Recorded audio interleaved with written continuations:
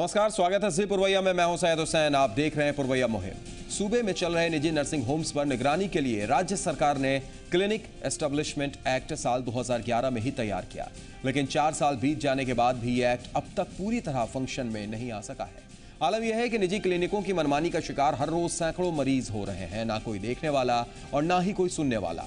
थक हार कर पटना हाईकोर्ट ने राज्य सरकार को 22 मई तक क्लिनिक एस्टेब्लिशमेंट एक्ट की वास्तविक स्थिति कोर्ट में पेश करने की हिदायत दे डाली, जिसके बाद स्वास्थ्य विभाग में एक्ट लागू करने को लेकर कोहराम भी मचा। लेकिन सवाल यह है कि इस एक्ट के लागू नहीं होने का खामियाजा आम लोगों को कितना उठाना पड़ रहा है। ये जानेंगे पीड़ितों की जुबानी, और आखिर इसे लागू करने में क्यों हो रही है परेशानी, इस पर भी करेंगे बात। तो चलिए शुरू करते हैं पुरवैया मुहिम।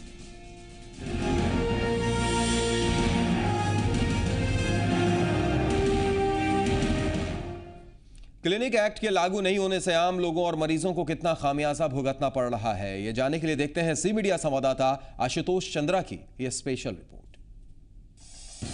मां का दर्द, बेटों की फरियाद, सवालों के घेरे में मसीहा, भाइयों की आप बीती उन्हीं की जुबानी। मिलिए इन दो भाइयों से। यह है आरा जिले के नासिर हुसैन और नासिर हसन। दोनों भाई अपनी 55 साल की मां का इलाज करवाने बीते दिनों पटना पहुंचे थे। लेकिन वहां जो कुछ हुआ उसे सुनकर आप ना सिर्फ चौंक जाएंगे, बल्कि मसीहा कहे जाने वाले डॉक्टर पर से भरोसा शायद एक बार फिर उठ जाए। 30 तारीख को पटना के एसके सिन्हा मेमोरियल हॉस्पिटल में इन्होंने अपनी मां के पेट का ऑपरेशन कराया। ऑपरेशन सफल भी रहा, लेकिन 2 दिनों बाद इनकी मां की तबीयत अचानक बिगड़ गई। जांच में पता चला कि जिस चीज के लिए उनका ऑपरेशन किया गया था वो जस की तस है। लिहाजा अस्पताल ने दोबारा ऑपरेशन की बात कही, लेकिन इस ऑपरेशन से ठीक पहले नासिर की मां को दिल का दौरा पड़ गया और अब वो कोमा में है। मेरी माँ को बोला कि हार्ट अटैक कर गया है। हार्ट अटैक करने के बाद हमने देखा कि अभी उनकी सांसें थोड़ी थोड़ी चल रही है। ठीक है, हमने कहा सर अभी यहाँ से जो करना है वो कीजिए, अब तो जो होना है अभी हो चुका है। फिर उसको मैंने उसी के ऊपर आईसीयू है, आईसीयू में उन्होंने शिफ्ट किया। आईसीयू में शिफ्ट करने के बाद जो है सो कि माँ मेरी अभी तो बस मैंने तरह से मान के चलिए कोमा में है, जब सिर्फ आई मूवमेंट है और कुछ है नहीं। तो जांच उछ लेकर मतलब 1 लाख रुपये ही खर्चा करा दिए और 1.5-2 लाख रुपये आईसीयू रूम में खर्चा हो चुका है, दवा से लेकर हर चीज़। ठीक ना, हम लोग की स्थिति बहुत दयनीय हो चुकी है। हम लोग घर से मतलब कि गहना वहना बेच उच कर किसी तरह पैसा वही कर रहे हैं, लेकिन इसमें थोड़ा सा भी डॉक्टर इसमें रिस्पांस नहीं ले रहे हैं कि हमसे केस खराब हुआ है, और कोई मतलब अच्छे डॉक्टर को भी नहीं बुला रहे हैं। मेरी माँ की स्थिति दिन प्रतिदिन दयनीय होती जा रही है। छोटा सा ऑपरेशन कराने आया परिवार अब अपने परिजन को खोने की कगार पर है। ये कहानी केवल इन नाजिर बंधुओं की नहीं है, बल्कि पटना और सूबे में हर रोज ऐसे दर्जनों नाजिर हुसैन हैं जो प्राइवेट क्लिनिकों की मनमानी का शिकार होते हैं। दरअसल निजी क्लिनिकों की मनमानी के पीछे कोई सख्त कानून का ना होना है। राज्य सरकार ने इसी मनमानी को रोकने के लिए साल 2011 में क्लिनिक एस्टेब्लिशमेंट एक्ट बनाया था। किसी क्लिनिक को खोलने के लिए 28 एनओसी अनिवार्य कर दिए गए। क्लिनिक को इमरजेंसी मरीजों को हर हाल में देखने की अनिवार्यता रखी गई। किसी भी मरीज को एडमिट करने के बाद डॉक्टर बिना इलाज के उसे डिस्चार्ज नहीं कर सकता। नियम का उल्लंघन करने पर 10,000 से लेकर 5 लाख तक का जुर्माना निर्धारित किया गया। लेकिन 4 साल बीतने के बाद भी ये एक्ट जमीन पर नहीं उतर सका, जबकि एक्ट की नियमावली 2013 में ही बन चुकी थी। थक हार कर पटना हाईकोर्ट ने मामले पर संज्ञान लेते हुए 22 मई तक सरकार को एक्ट लागू करने को लेकर हलफनामा दायर करने की हिदायत दी है। बुलाएंगे हम लोग और इतना संशोधन नहीं कर देंगे कि इन लोगों की तानाशाही बढ़ जाए। प्राइवेट नर्सिंग होम जो चल रहे हैं उन लोगों पर भी तो हम कुछ लगाना अनिवार्य है ना, कि छोड़ दिया जाए उन लोगों को। मंत्री जी का तेवर बताने के लिए काफी है कि हाईकोर्ट की फटकार से महकमा कितनी बुरी तरह हिला हुआ है, लेकिन स्वास्थ्य मंत्री की मुश्किलें इतनी आसानी से हल होती नहीं दिख रही। सूबे के डॉक्टरों के संगठन भासा ने एक्ट के वर्तमान स्वरूप का विरोध करने का फैसला लिया है। ये देखिए, डॉक्टरों के अंदर ये जो व्यवहारिक परेशानी है, क्लिनिकल एक्ट को हम लोग नहीं मानेंगे ऐसी बात नहीं है। सारे चिकित्सक इसको मानने के लिए तैयार हैं, परंतु इसमें कुछ संशोधन होना चाहिए। कारण कि जैसे है, मान लीजिए कि कोई एक्सीडेंटल केस है, उसका इस एक्ट में है कि उसका इलाज करना है, इलाज करना है, मान लीजिए हेड इंजरी का केस है या बहुत सा इस तरह का चीज़ है और कोई फैसिलिटी है नहीं, उनका इलाज निःशुल्क करना है, तो सरकार को ऐसा भी प्रावधान करना चाहिए कि उतना साधन वहाँ हो या उसके लिए अलग से कोई फंडिंग करनी चाहिए। दूसरी बात है, छोटे छोटे क्लिनिक पर भी बहुत सा भार दे दिया गया है, जो कि मैंने प्रेजेंट व्यवस्था में हमको संभव प्रतीत नहीं होता है। अब सवाल ये उठ रहे हैं कि डॉक्टरों के दबाव में पहले से ही एक्ट को लागू करने में 4 साल पीछे चल रही सरकार क्या डॉक्टरों के विरोध के बावजूद कानून लागू कर पाएगी? अगर कानून लागू हो भी गया तो कानून सफल हो पाएगा? क्योंकि पटना में 3000 से ज्यादा चल रहे नर्सिंग होम्स में अब तक सिर्फ 30 नर्सिंग होम्स ने ही रजिस्ट्रेशन के लिए आवेदन दिया है। आशुतोष चंद्रा, जी मीडिया, पटना। तो सवाल बड़ा है, क्लिनिक एस्टेब्लिशमेंट एक्ट 2011 में ये बना लेकिन अब तक लागू नहीं हो पाया है। हालांकि हाईकोर्ट ने भी संज्ञान लिया है।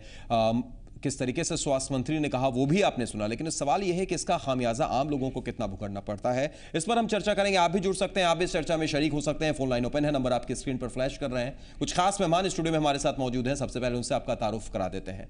इस वक्त हमारे साथ स्टूडियो में अजय कुमार जी हैं, डॉक्टर अजय कुमार, जो अध्यक्ष हैं भाषा के। बहुत बहुत स्वागत है अजय जी आपका। साथ ही साथ 2 पीड़ित हमारे साथ इस वक्त मौजूद हैं। एक नजरे हसन साहब हैं, जो उन्हीं पीड़िता के पुत्र हैं जिनकी ये खबर हमने दिखाई। स्वागत है नजरे हसन साहब आपका भी।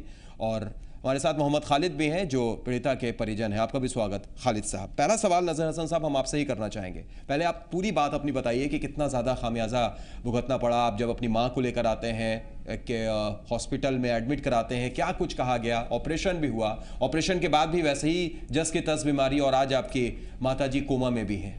पूरी बात आप बताइए शुरू से विस्तार पूर्वक। सबसे पहले मैं इनके नर्सिंग होम में गया, माँ को दिखाया। दिखाने के बाद में इन्होंने कुछ जांच वगैरह लिखा, बहुत कीमती जांच लिखा।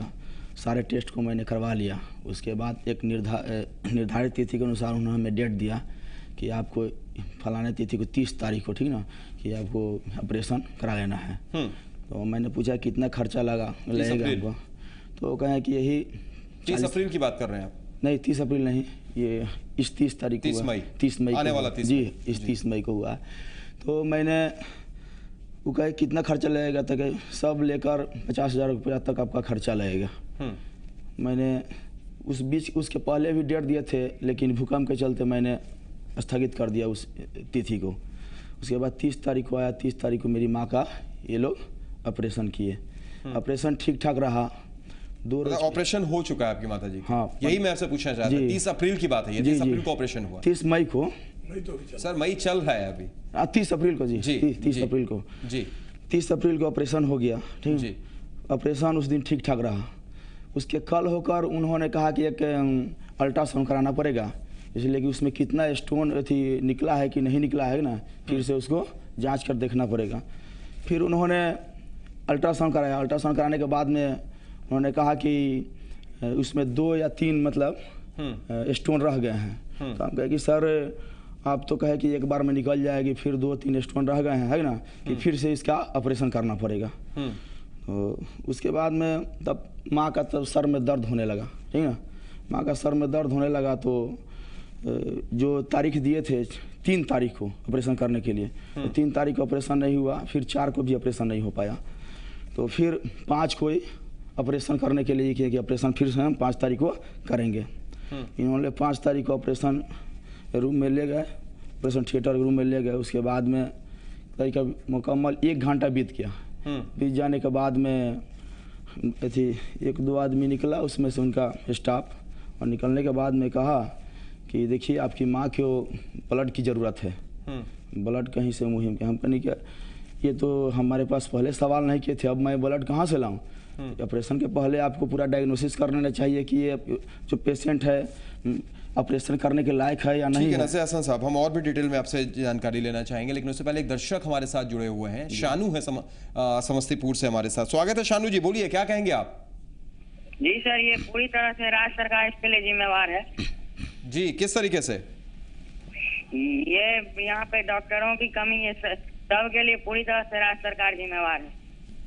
चलिए, शुक्रिया शानू जी जुड़ने के लिए और अपनी बात रखने के लिए।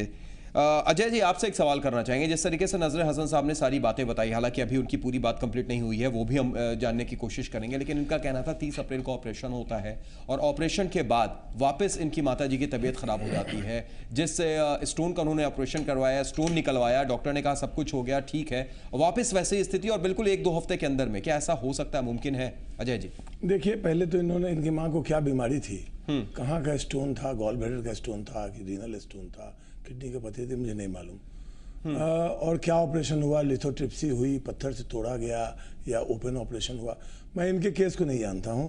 लेकिन जिस विषय पर आप आज बातचीत कर रहे हैं, इसको इस बिंदु से कोई मतलब नहीं है। इसलिए मतलब नहीं है कि अगर इनकी माँ के इलाज में कोई कमी हुई है, चाहे वो कमी अगर क्लिनिक एस्टैब्लिशमेंट एक्ट रहता है जी, तो क्या मेरी बात तो आप सुने नहीं, बीच में इंटरप्ट कर रहे हैं आप जी। आपको मैं कह रहा हूं कि इनकी मां के इलाज में अगर कोई कमी हुई या कोई लापरवाही हुई, तो इसके लिए ऑलरेडी एक्ट एग्जिस्ट कर रहा है। उसके लिए ये कंज्यूमर फोरम में जा सकते हैं, इसके लिए क्रिमिनल केस कर सकते हैं डॉक्टर के खिलाफ। ये नर्सिंग होम एक्ट से इस चीज को कोई मतलब नहीं है, क्योंकि सरकार के पास और कानून के पास और इनके पास पूरा दायरा मौजूद है कि इनकी मां के इलाज में अगर कोई कमी हुई है तो ये मेडिकल काउंसिल को उस डॉक्टर के खिलाफ लिख सकते हैं। ये कंज्यूमर फोरम से हर जिले में बना हुआ है, हर जिले में क्रिमिनल केस कर सकते हैं पुलिस में, और ये केस करने से कोई डॉक्टर इनको मना नहीं कर रहा है। ठीक है, नहीं, वो सब कुछ अपनी जगह पर, लेकिन क्या क्लिनिक एस्टैब्लिशमेंट एक्ट से कुछ नहीं होता? आप अगर क्लिनिकल एस्टैब्लिशमेंट के बारे में जानना चाहते हैं तो एक अलग पहलू है। आप में उसमें हम लोग क्यों विरोध कर रहे हैं उसको जानिए। ठीक है, वो उस पर हम आएंगे, कोई मतलब उस पर भी हम आएंगे। एक दर्शक राकेश हमारे साथ इस वक्त जुड़े हुए हैं, उनसे बात कर देते हैं नालंदा से। स्वागत है राकेश जी, बोलिए। सर, पूरा भ्रष्टाचार जो है ना जी, ये निजी क्लिनिक में पूरा है जी, पूरा निजी क्लिनिक ये जो है जी पूरा भर चुका है, और भ्रष्टाचार का कोई सीमा नहीं है जी। इतना ज्यादा भ्रष्टाचार यहाँ पे है कि इसका कोई हर हिसाब नहीं है। चलिए, शुक्रिया जुड़ने के लिए और अपनी बात रखने के लिए। एक और दर्शक रंजन हमारे साथ सोनपुर से जुड़े हुए हैं। स्वागत है रंजन जी, आप बोलिए। हाँ सर, हम सोनपुर से छात्र राजद प्रखंड अध्यक्ष हैं जी। ये हाँ हेलो जी, मैं पूछना चाहता हूँ आपसे, ये जो पटना में सारे डॉक्टर जो नर्सिंग होम में बैठते हैं, क्या उनकी डिग्री जो MBBS की होती है सब ओरिजिनल होती है? चलिए, ये तो अलग सवाल है रंजन जी आपका, इसके ऊपर में तो जांच की बात है, उसके बाद कुछ पता चले। लेकिन फिलहाल जो बातें चल रही हैं, नजर हसन साहब, अजय जी ने जो सवाल आपसे करने की कोशिश की कि उनका प्रॉब्लम क्या थी, क्या ऑपरेशन किस तरीके से हुआ था, अभी कैसी है माता जी, ये बात आपने पूरे स्पष्ट तौर पर नहीं बताया जी। उनका ऑपरेशन किडनी में स्टोन था और लेप्रोस्कोपी के द्वारा उनका ऑपरेशन किया गया था। ठीक है। और फिर दोबारा लेप्रोस्कोपी के ही द्वारा करने के लिए वो लोग ले गए थे। ठीक है। उसके बाद में हमसे कहा गया, जब ले गए तो 1 घंटा जब बीत गया ऑपरेशन थिएटर के अंदर, तो कहें कि अब आपके माता जी को ब्लड की ज़रूरत है कि ना। तो हमने कहा कि पहले तो आप नहीं कहे कि ब्लड की ज़रूरत है कि ना, हम अब कहाँ से ब्लड लाएं, कि नहीं सख्त ज़रूरत है, इसलिए कि उनका हार्ट अटैक हो चुका है। ठीक है, अगर यार वो तो सबसे अच्छी तरह से गई और एक हार्ट अटैक कैसे हो गया, तो नहीं, जितना जल्दी कीजिए ब्लड के। तब तक हमारे परिजन ये हैं, उन्होंने इनका ग्रुप मिला, ब्लड दिए, ठीक है। ब्लड देने के बाद में तुरंत वो लोग ICU रूम में ही किए, शिफ्ट किए। उस दिन से लेकर आज तक मेरी माँ कोमा में है, और आज तक वो जो हैं वो अच्छी तरह से उसको देखभाल भी नहीं कर रहे हैं। कि हमने कितना बार उनसे कहा कि किसी अच्छे डॉक्टर को बुलाइए और उसको दिखवाइए। अजय जी, ठीक है, आपने सही कहा, क्लिनिक एस्टेब्लिशमेंट एक्ट की अगर बात करें वो बात हम आगे भी कर सकते हैं, लेकिन यहाँ पर ये जो सबसे बड़ा सवाल है, जिस तरीके से नजर हसन साहब ने बात उठाई, ऑपरेशन होता है, ऑपरेशन के 1 हफ्ते बाद वापस वो बीमार पड़ जाती हैं, जस के तस, उसके बाद आप कोमा में भी चली जाती हैं, इसके लिए जिम्मेदार क्या डॉक्टर्स नहीं है या वो क्लिनिक नहीं है जहां वो अब इनकी बातें कुछ कुछ स्पष्ट हो रही हैं, अभी भी पूरी स्पष्ट नहीं हुई है। किडनी में स्टोन था तो किडनी में स्टोन निकालने के 2-3 तरीके हैं। एक तरीका है ओपन ऑपरेशन, चीर-फाड़ करके जरिए, और एक ऑपरेशन है किडनी में है, क्योंकि बहुत से डॉक्टर रोगियों को यूरेटर में होता है और वो किडनी में ही मानते हैं उसको।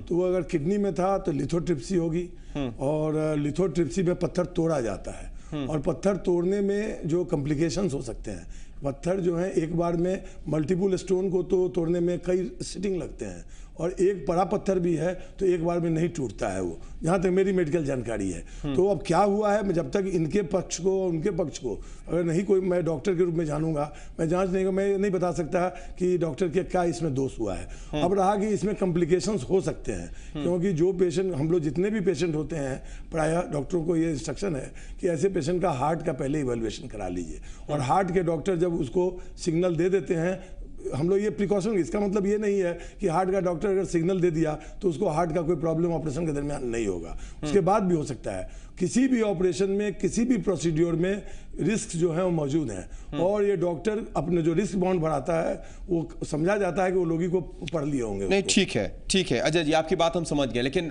एक सवाल जहन में आ रहा है, उससे पहले एक दर्शक से बात कर लेते हैं, फिर आपके पास आते हैं। कमलेश हैं पटना से जुड़े हुए हमारे साथ। स्वागत है कमलेश जी, आप क्या कहेंगे?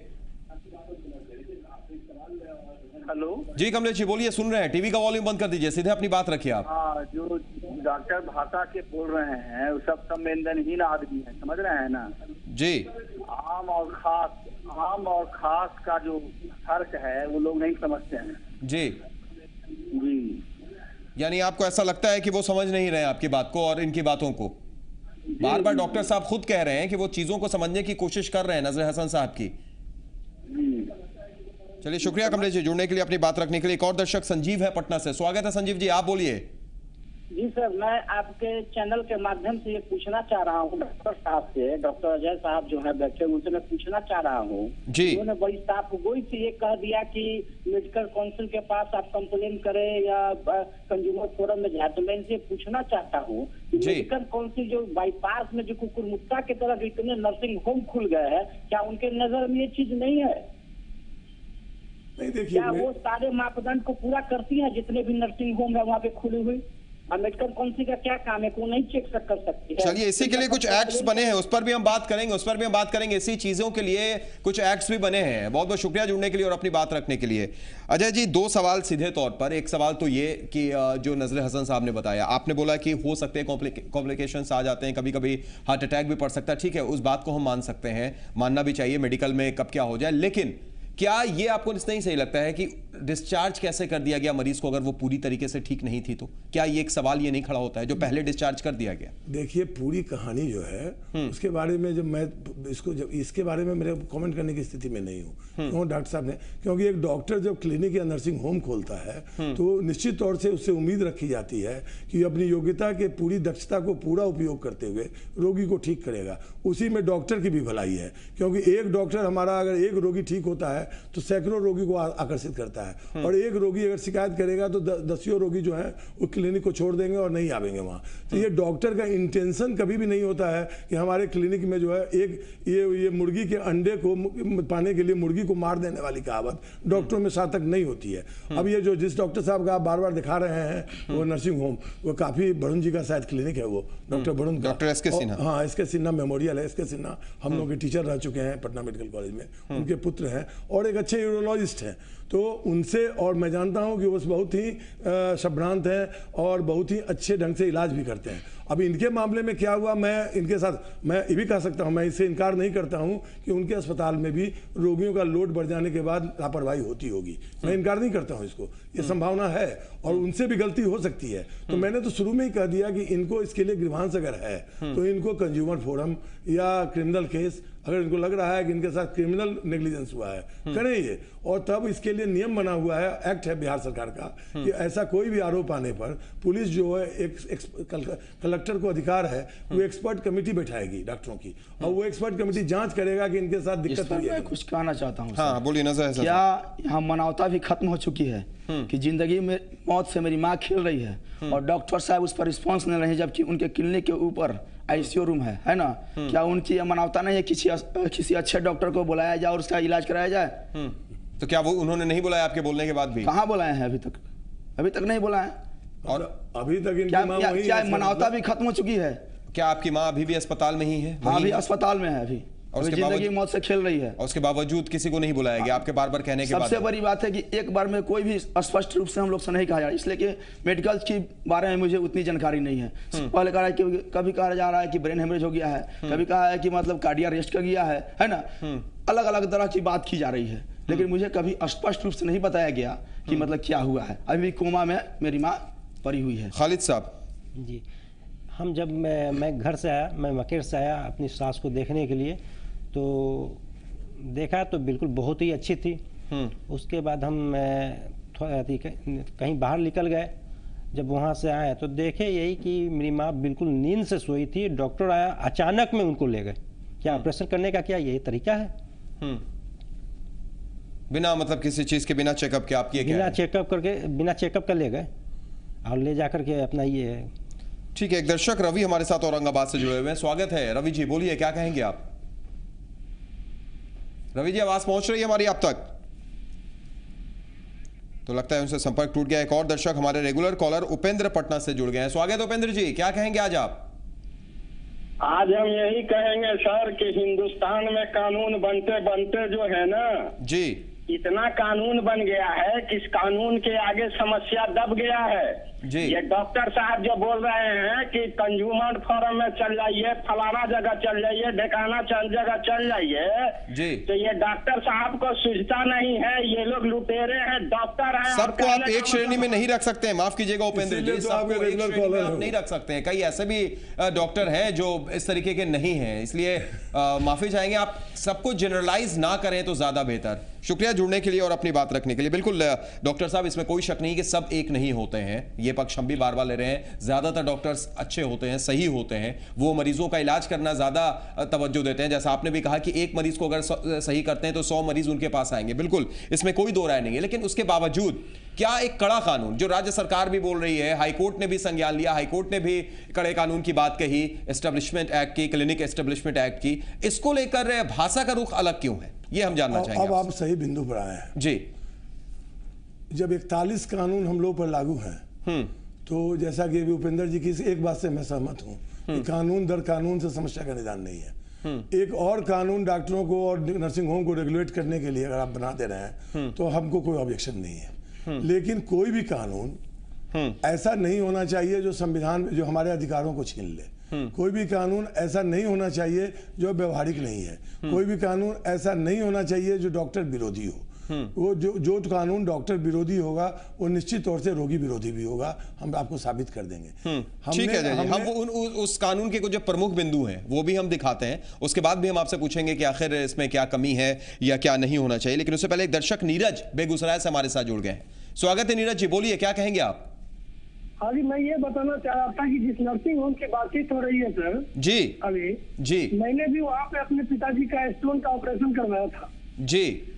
सर सबसे बड़ी बात है वहाँ की कि वहाँ के जो डॉक्टर है वो अपने आप को बड़े पदाधिकारी समझते हैं। अच्छा। आप किसी भी परिस्थिति में उनके पास क्लेम लेके चल जाइए रोगी के महीने में, अच्छा, तो कुछ भी बोलने से इनकार करते हैं और ऐसा लगता है कि आप अपने मरीज को उठा के ले तो कोई अपनी आप बीती आप बताएंगे, क्या हुआ था आपके साथ, क्यों आप इस तरीके से बोल रहे हैं? हमने स्टोन का ऑपरेशन कराया था, हमको बोला गया था कि मामूली ऑपरेशन है, आप 3 दिन में यहाँ से डिस्चार्ज हो जाइएगा। 5वां दिन जब मैं डॉक्टर से पूछने के लिए गया तो वहाँ पर मुझे कुछ जवाब नहीं मिला जी।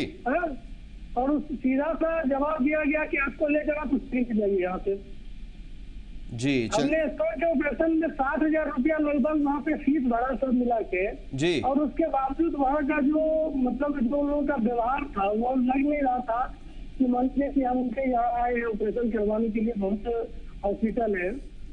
चलिए बिल्कुल, बहुत बहुत शुक्रिया जुड़ने के लिए नीरज जी और अपनी आप बीती बताने के लिए। हम इसी पर लगातार चर्चा भी कर रहे हैं। कुछ दो हमारे साथ पीड़ित के पुत्र और पीड़ित के परिजन भी मौजूद हैं, हमारे साथ भाषा के अध्यक्ष अजय कुमार जी भी मौजूद हैं। हम लगातार उस पर भी चर्चा कर रहे हैं और ये भी जानने की कोशिश कर रहे हैं कि जो एक्ट है, क्लिनिक एस्टेब्लिशमेंट एक्ट, जो 2011 में ही बना, अब तक लागू नहीं हो पाया, क्या अगर वो लागू होता है तो ये चीजें रुकेंगी? क्या दूसरे नजरे हसन या नाजिर हुसैन या दूसरा कोई नीरज के साथ ऐसा खामियाजा नहीं भुगतना पड़ेगा? क्या उससे फर्क पड़ेगा? ये हम जानेंगे एक छोटे से ब्रेक के लिए। तुरंत लौटते हैं ब्रेक के बाद।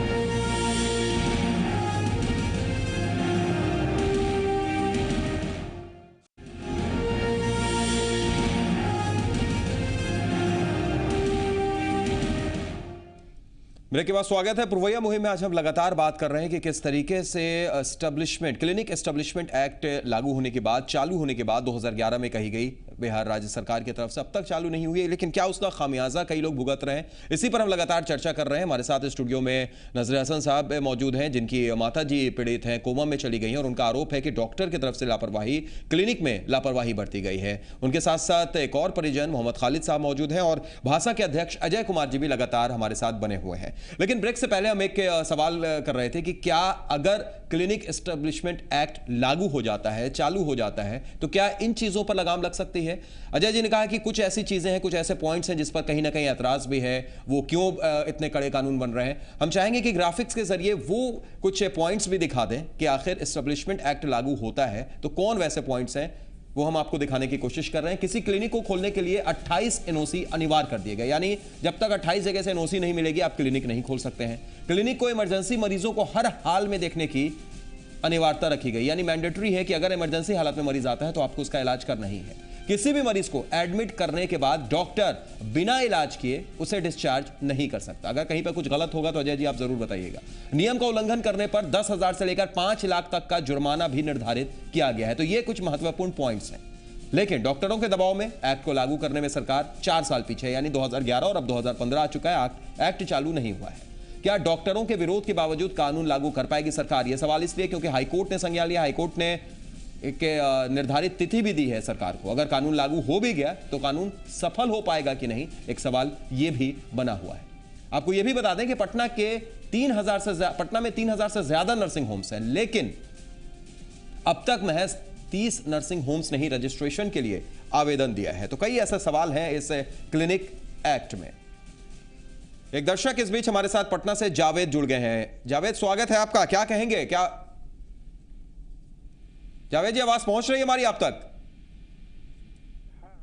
तो लगता है कि फिलहाल उनसे हमारा संपर्क नहीं हो पा रहा है। जावेद साहब आवाज पहुंच रही है हमारी? जी जी बोलिए, सुन रहे हैं हम। हाँ नहीं, ये मैं देख रहा हूँ भी आपके बाद से इस तरह से पेशेंट के साथ हो रहा है जी। और ये एसके मेमोरियल हॉल ये है, आपके क्लिनिक है जी, इसमें इतने फेमस डॉक्टर है, उसके साथ ये इस तरह के पेशेंट के साथ किया जाता है जी। तो मैं इसी सिलसिले में आपसे कहना चाहता हूं कि कोई भी पेशेंट वहाँ एडमिट होता है और उसके अटेंडेंट को ये कहा जाता है कि आपके पेशेंट को स्टोन हो गया है और उसको ऑपरेशन करके निकालना पड़ेगा। ऑपरेशन किया भी गया, अल्ट्रासाउंड करने के बाद और पत्थर को निकाला भी गया जी। निकालने के बाद फिर कहा जाता है कि साहब अभी ऑपरेशन करने के बाद 2 पत्थर रह गया, उसको फिर निकालना पड़ेगा, फिर ऑपरेशन करना पड़ेगा जी। और ऑपरेशन के दौरान वो कोलैप्स हो जा रहा है पेशेंट और जाकर के उसको आईसीयू में भर्ती कर दे रहे हैं, 3,000-4,000 रुपया रोज ले रहे हैं। चलिए, एक बड़ा सवाल जरूर है। शुक्रिया जुड़ने के लिए और अपनी बात रखने के लिए जावेद साहब। सासाराम से दीपक एक दर्शक हमारे साथ जुड़े हुए हैं। स्वागत है दीपक जी, आप बोलिए। हमारा कहना है जी, चाहे आप लाख कानून बना लें, 28 एनओसी का मतलब हुआ कम से कम 2,80,000 रुपया घूस देना पड़ेगा और नया जी। तो इससे जो है यह भी बोझ जनता पर जाएगा। हम लोगों को कम से कम ऐसा काम करना चाहिए जी, डॉक्टर जो है विद्वान और योग्य आदमी बन सके। 35 लाख से 1 करोड़ खर्चा करके जी, जब कोई डॉक्टर बनेगा तो वह तो निश्चित रूप से कमाने के प्रयास में रहेगा। और एक चीज और हम कहना चाहते हैं जी, जहाँ पर चपरासी से लेकर चीफ सेक्रेटरी तक हर स्तर पे लूटने में लगा हो जी, सिर्फ डॉक्टरों से हम नैतिकता और ईमानदारी की उम्मीद क्यों करें? चलिए, बिल्कुल शुक्रिया जुड़ने के लिए और अपनी बात रखने के लिए दीपक जी। एक और दर्शक पटना से प्रदीप हमारे साथ जुड़े हुए हैं। स्वागत है प्रदीप जी, आप बोलिए। हाँ देखिए, क्लिनिक एस्टेब्लिशमेंट एक्ट जो 11 में बना था जी, उसका लागू होना बहुत जरूरी है जी, क्योंकि ज्यादातर जो नर्सिंग होम है ना जी, उनमें मिनिमम मेडिकल फैसिलिटीज नहीं है जी, और बड़े बड़े नर्सिंग होम में बड़े बड़े डॉक्टरों के होने का दावा किया जाता है जी जी, लेकिन तो ऐसी बात नहीं रहती है। बहुत से जो डॉक्टर हैं MBBS पास करके उसमें लगा दिया जाता है और बहुत से हाउस सर्जन को दे दिया जाता है, वो उसमें सक्षम नहीं होते हैं। कुछ मेरे साथ मेरे पिताजी का को मैंने एक नर्सिंग होम में भर्ती कराया था जो बगल में ही है जी, और वहाँ पर दवाई के ओवरडोज देने के कारण उनकी मृत्यु हो गई थी। चलिए बिल्कुल, बहुत बहुत शुक्रिया जुड़ने के लिए प्रदीप जी और अपनी आप बीती बताने के लिए शुक्रिया।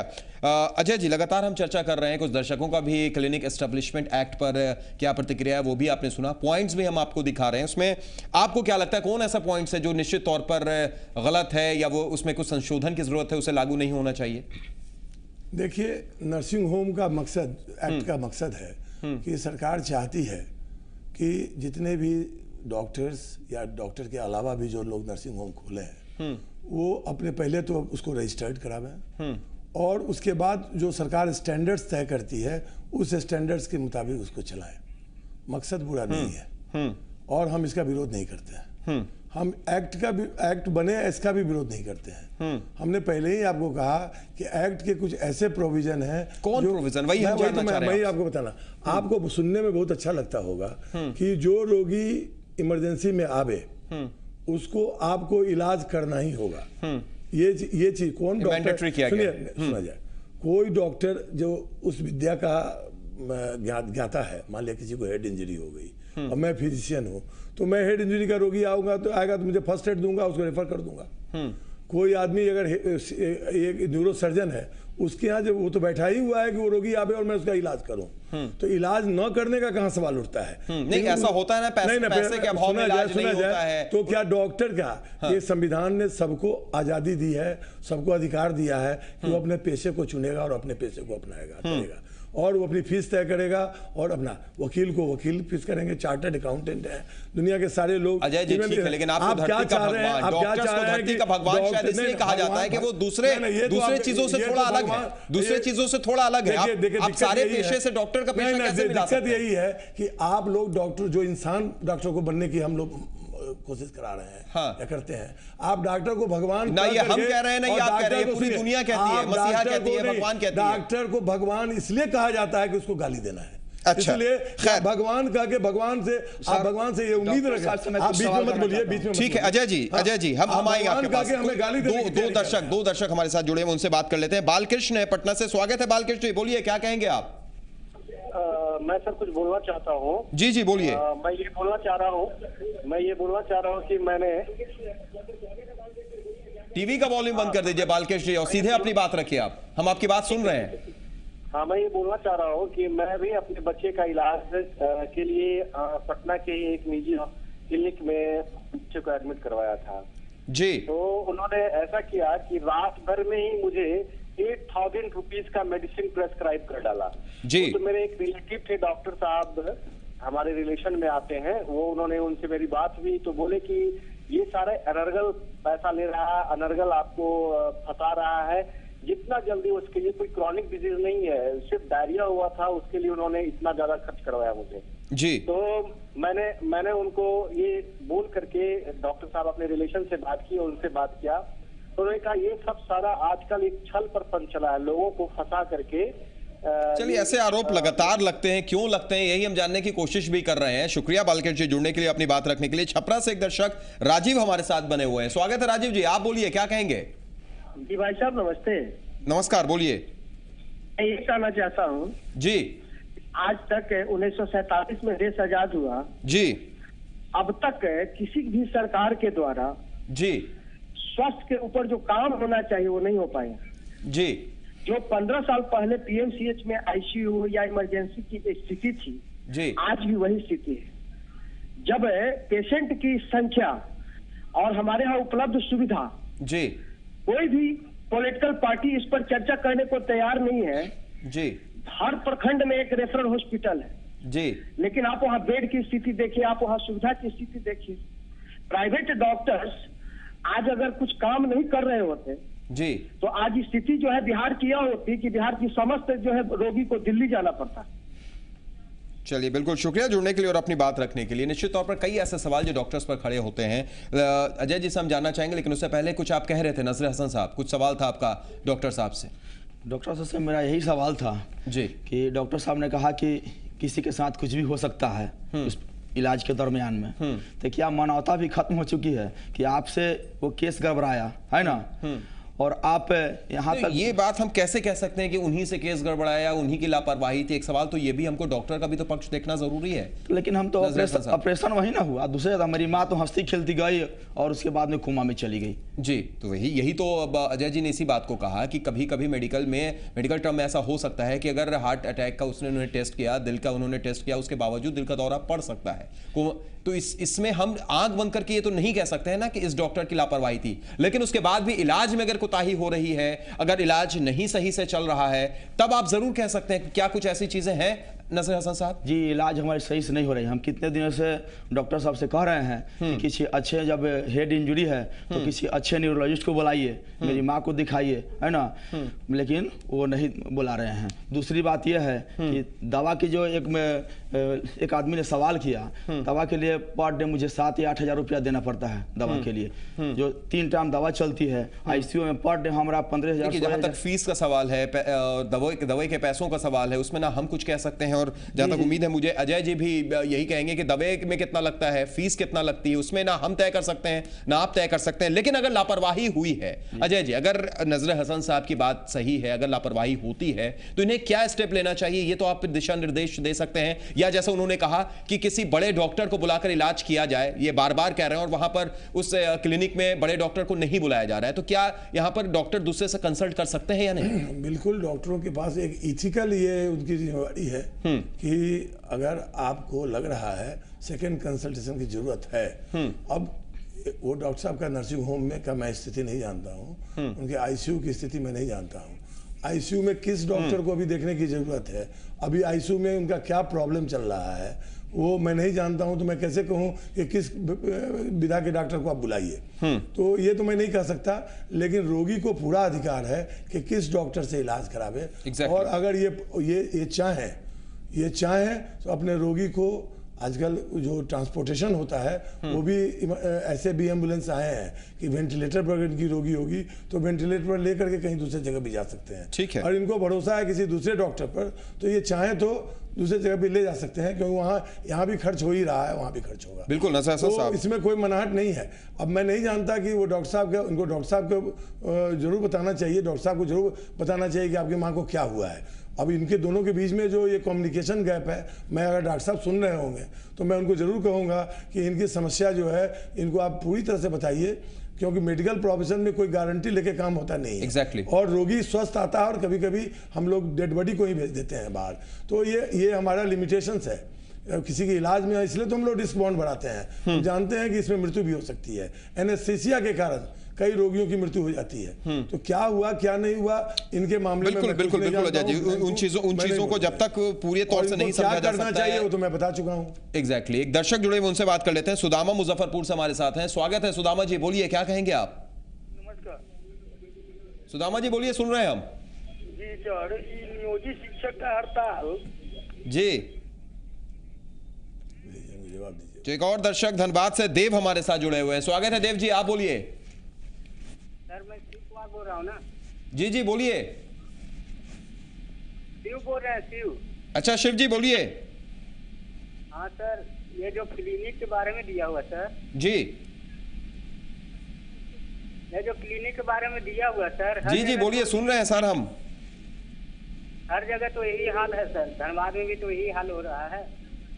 चलिए, बिल्कुल हर जगह यही हाल है। शुक्रिया जुड़ने के लिए शिव जी और अपनी बात रखने के लिए। डॉक्टर साहब, एक बड़ा सवाल उसी क्लिनिक एस्टेब्लिशमेंट एक्ट पर हम आपसे करना चाहेंगे। अजय जी, आपने बोला कि कैसे ये संभव है कि हर हाल में आपको इलाज करना है। ठीक है, हो सकता है वो उस चीज़ में स्पेसिफाइड नहीं है, उसके बाद वहाँ पर वो आते हैं, स्पेशलिस्ट नहीं है, कैसे वो इलाज करेंगे, ये हम समझ सकते हैं। तो क्या इसमें संशोधन तो किया जा सकता है?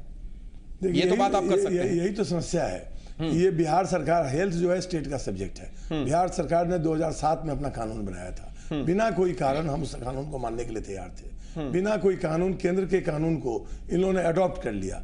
और कानूनी स्थिति ये है कि अब उस कानून का ABCD भी ये बदल नहीं सकते हैं। वो जब भी बदलेगा केंद्र सरकार बदलेगा, उसमें कोई संशोधन ये नहीं कर सकते हैं। और केंद्र सरकार के सारे राइट्स जो है बिहार सरकार ने, और जब हाईकोर्ट ने बोला है तो राज्य सरकार को तो मान नहीं है, राज्य सरकार को नहीं है। अब यहाँ पर आप बार-बार आप हाईकोर्ट की बात सुनिए, बार-बार आप हाईकोर्ट की बात कर रहे हैं। कानून का मैं पक्ष बता देता हूँ आपको। कानून में अगर ये मुकदमा होगा कि राज्य सरकार ने कानून बनाया और उसको इम्प्लीमेंट नहीं कर रही है तो कोर्ट कहेगा इम्प्लीमेंट करो। और हमने भी एक केस हाईकोर्ट में कर रखा है IMA ने, जिस केस में कहा गया कि ये कानून जो है वो संविधान विरोधी है। कैसे संविधान विरोधी है, इस पर भी हम आपसे राय लेंगे, लेकिन एक दर्शक भागेश्वर हमारे साथ जुड़े हुए हैं। अजय जी भागेश्वर जुड़े हुए, उनसे बात कर लेते हैं। स्वागत है भागेश्वर जी, बोलिए क्या कहेंगे आप। हेलो भागेश्वर जी बोलिए, सुन रहे हैं हम। जी सर, हम मोतिहारी जिला से बोल रहे हैं जी। हमारा थाना सिटी पड़ता है। जी जी जी बोलिए। जी सर, देखिए सर, हमारे गांव में नहीं सर लाइट है, नहीं सर रोड है, नहीं। चलिए शुक्रिया भागेश्वर जी जुड़ने के लिए और अपनी बात रखने के लिए। एक और दर्शक सहरसा से हमारे साथ जुड़े हुए हैं, दास जी हैं। स्वागत है दास जी, बोलिए क्या कहेंगे आप। सर मैं अपनी वाइफ का ऑपरेशन करवाने गया था सहरसा सदर अस्पताल में जी। वहाँ पे डॉक्टर ने दवाई के नाम पे जो है सो इथर का उपयोग करते हैं, और अगर सुई दे के ऑपरेशन करने के लिए कहते हैं जी। तो वो 1000 रुपए ऊपर से एक्स्ट्रा लेकर के सुई दे के ऑपरेशन करते हैं। चलिए ऐसी चीजें क्यों हैं, एक बड़ा सवाल जरूर है। शुक्रिया जुड़ने के लिए और अपनी बात रखने के लिए। तो लगातार कई सवाल उठ रहे हैं डॉक्टर्स पर, क्लिनिक्स पर, लेकिन क्या क्लिनिक एस्टेब्लिशमेंट एक्ट अगर लागू होगा तो ये सवाल कम होंगे या इंसाफ मिलेगा, उन मरीजों का इलाज सही से होगा? ये एक चंद सवाल एक छोटे से ब्रेक के बाद।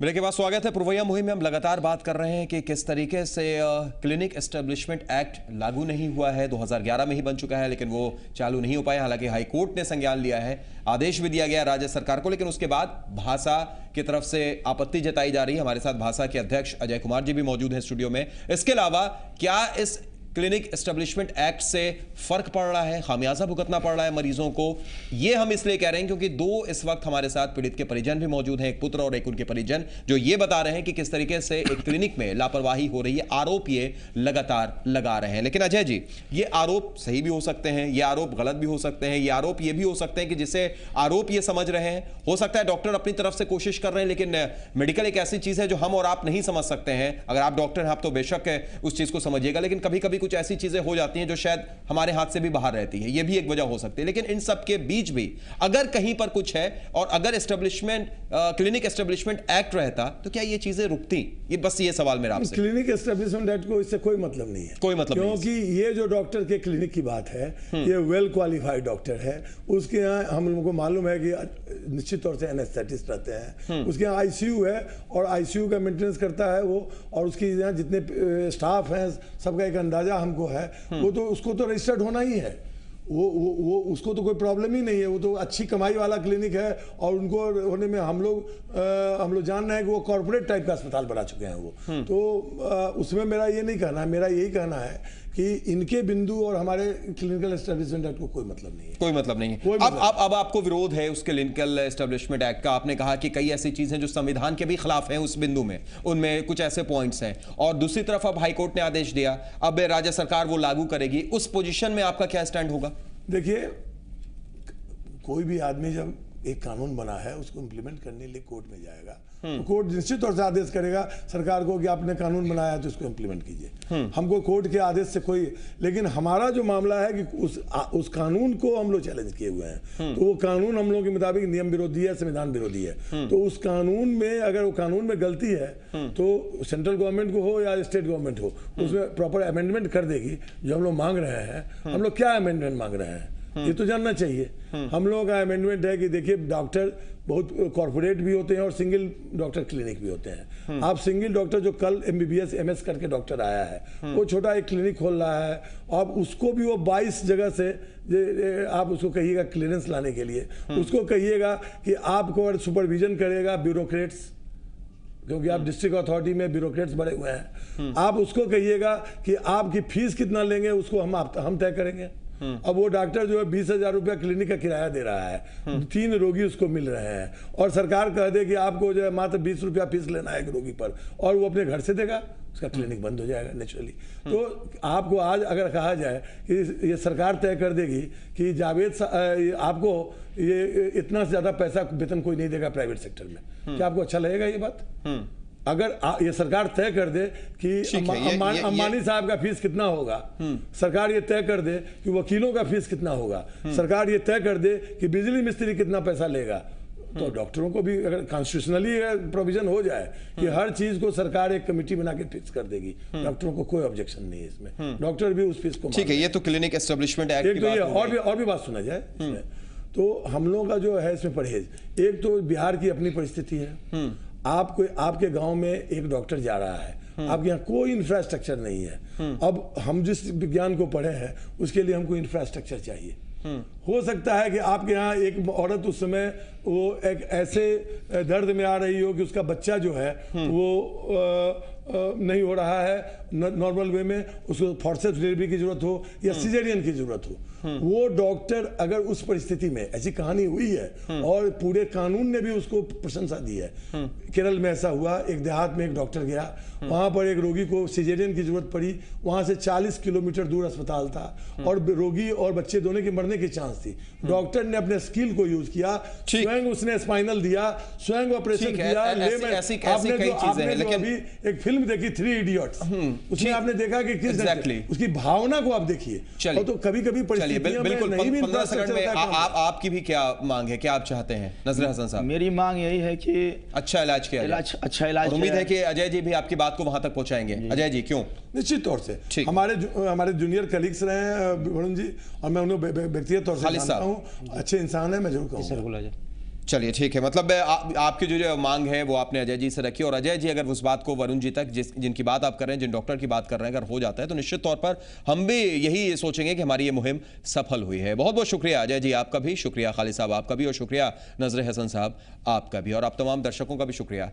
पुरवैया मुहिम में आज के लिए इतना ही, दीजिए इजाजत, नमस्कार।